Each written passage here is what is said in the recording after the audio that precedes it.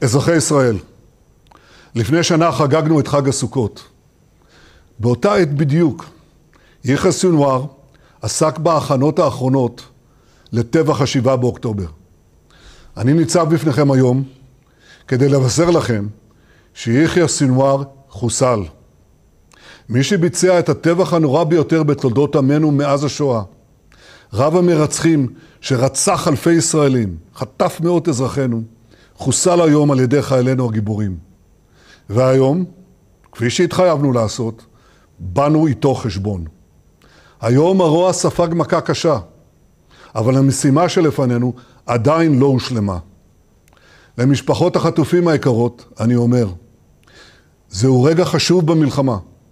אנחנו נמשיך בכל הכוח עד להשבתם הביתה של כל יקיריכם שהם יקירנו. זו מחויבות עליונה שלנו, זו מחויבות עליונה שלי. ולתושבי עזה אני אומר, סנוואר הרס לכם את החיים. הוא סיפר לכם שהוא אריה, אבל בפועל הוא הסתתר במאורה חשוכה, והוא חוסל כשהוא נמלט בבהלה מחיילינו.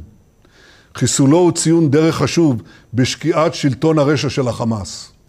ואני מבקש לומר שוב, בצורה הכי ברורה, החמאס לא ישלוט יותר בעזה. זוהי תחילתו של היום שאחרי חמאס, וזו הזדמנות בשבילכם תושבי עזה, להשתחרר סוף סוף מעריצותו. למחבלי החמאס אני אומר, מנהיגיכם בורחים והם יחוסלו. אני קורא לכל מי שמחזיק בחטופינו, מי שיניח את נשקו וישיב את חטופינו, נאפשר לו לצאת ולחיות.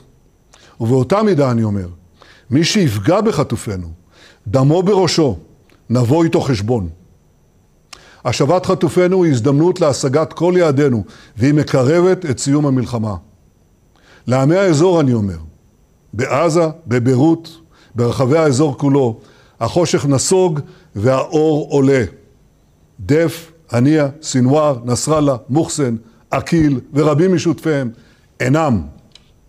אני קורא לכם, עמי האזור, יש בפנינו הזדמנות גדולה לבלום את ציר הרשע וליצור עתיד אחר, עתיד של שלום, עתיד של שגשוג באזור כולו.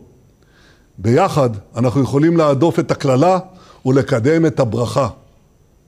כעת ברור לכולם, בארץ ובעולם, מדוע התעקשנו לא לסיים את המלחמה, מדוע התעקשנו מול כל הלחצים, כן להיכנס לרפיח, המעוז המבוצר של החמאס בו הסתתרו סנוואר ורבים מרבי המרצחים. אני מבקש להביע הערכה עמוקה ללוחמי צה"ל והשב"כ ולמפקדיהם על פעולתם הנחושה והאמיצה, אין טובים מהם. היום שוב הבהרנו מה קורה לאלה שפוגעים בנו. היום שוב הראינו לעולם את ניצחון הטוב על הרע. אבל המלחמה יקיריי, טרם הסתיימה, והיא קשה, והיא גובה מאיתנו מחירים כבדים. אני מבקש להביע מעומק ליבי את תנחומיי למשפחות שאיבדו את יקיריהן. אני מבקש לחבק את משפחות גיבורינו שנפלו. הקרבתם העילאית, כולל בימים האחרונים, מקרבת אותנו לניצחון. כדברי דוד המלך, ארדפה אויביי ואשמידם, ולא אשוב עד כלותם.